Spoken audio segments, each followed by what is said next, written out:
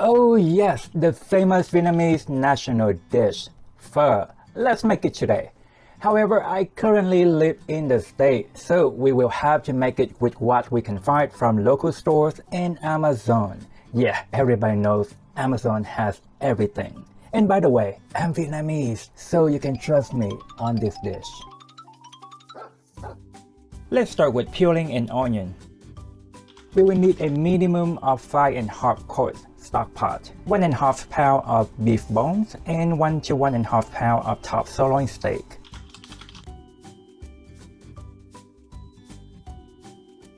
Now we add 8 to 9 cups of water. Then bring to a boil on high heat. Add 1 long stick of cinnamon or 2 shorter sticks.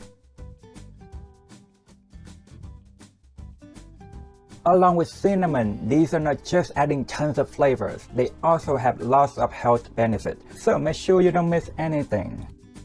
About 1 inch of ginger, slice it up, and 3 cloves of crushed garlic.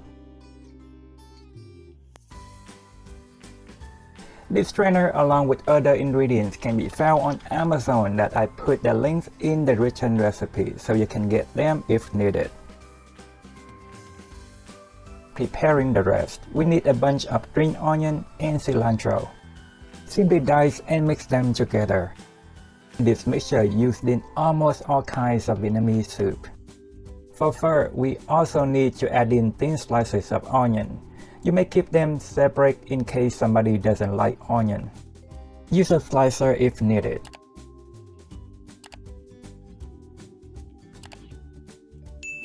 Next, we cut up this fruit. My tongue never be able to say this word right.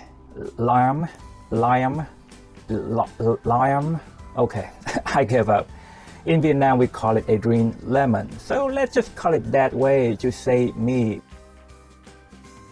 When you see scums on the top, simply skin them off. Do that for a few times to make sure we have clean broth.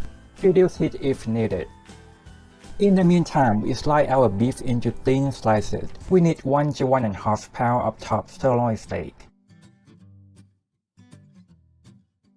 Now I'm doing some cleaning and putting things into the fridge. One last skimming, we then season the broth with 2 tablespoons of fish sauce, 2 teaspoons of salt, 1½ tablespoons of sugar, 1 teaspoon of hoisin sauce, half the juice of the green lemon, you know what I mean, and 1/4 teaspoon of black ground pepper. Cover and simmer for 2 hours, but midway through the simmering, remove our steak from the broth. If you prefer for part meat, just leave it there until 2 hours is up. If the broth has too much fat to your liking, simply skim some off. The fat is flavorful, and I know some people really like to keep it all. Add an additional 2 cups of water, we then simmer it for the 1 more hour left. In the meantime, slide the beef, then store in the fridge. Finally, time to make our pho bowl. First, we want to soak the fresh pho noodles in hot tap water for 5 minutes. This is the only type that I use. You can find it in freezer section in Asian grocery store. But if you use a dry type from Amazon with the link in the recipe, make sure to cook only 3 to 3½ minutes or your noodles will get really mushy. Now we remove and discard everything from the broth. No, don't throw away the strainer. Refill the pot with 3 cups of water or more, depends on how much broth you still have left. Taste and adjust seasoning with salt or fish sauce if needed. Bring back to a boil on high heat. In the meantime, prepare our bowls.